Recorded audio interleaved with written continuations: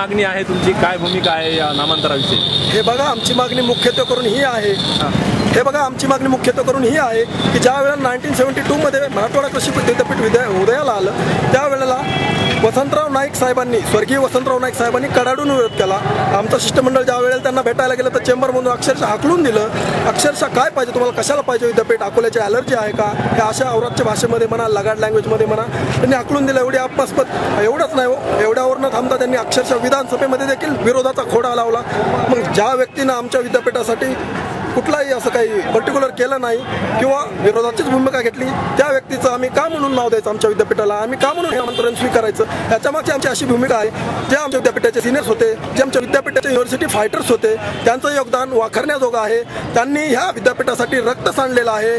त्यांचे योगदान हे रक्त प्रखरपतीने त्यांनी हे केलं. घरावर तुळशीपत्र ठेवून त्यांनी या ठिकाणी आंदोलनं केले. त्यांना अपमानास्पद वागणूक देणाऱ्या व्यक्तीचं नाव आम्ही कदापि देणार नाही. प्रसंगी आम्ही आता मला बंधनं आहेत, त्यामुळे मी बोलत नाही.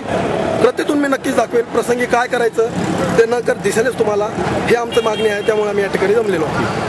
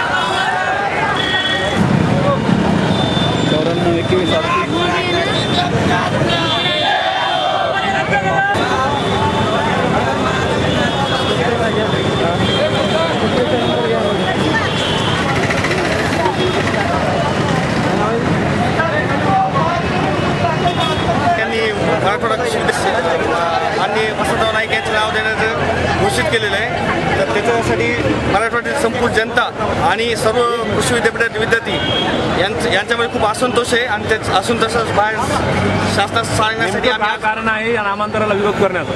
1972ला हे कृषी विद्यापीठ आपलं मराठवाडा कृषी विद्यापीठ स्थापन झाले. त्यावेळेस आपले खूप संघर्षातून आपल्याला हे कृषी विद्यापीठ भेटलेलं आहे आणि ते आमचं एकच मागणी आहे सर्व विद्यार्थ्यांची की जे मराठवाडा कृषी विद्यापीठ नाव आहे तेच कायम ठेवण्यात यावं. आम्हाला कुठल्याही नावाची आवश्यकता नाही विद्यापीठाला. पण नेमका विरोध काय, कोणत्या नामांतराला विरोध आहे का? शासनाने 2014चं इलेक्शन डोळ्यासमोर ठेवून हा एक राजकीय स्टंट केलेला आहे. त्याच्यात वैयक्तिक शासनाचं काहीतरी वोट बँकसाठी हे पॉलिटिक्स चालू आहे सगळं. त्यासाठी आम्ही सर्व विद्यार्थी संघटना सक्त विरोध करतो ह्या गोष्टीचा.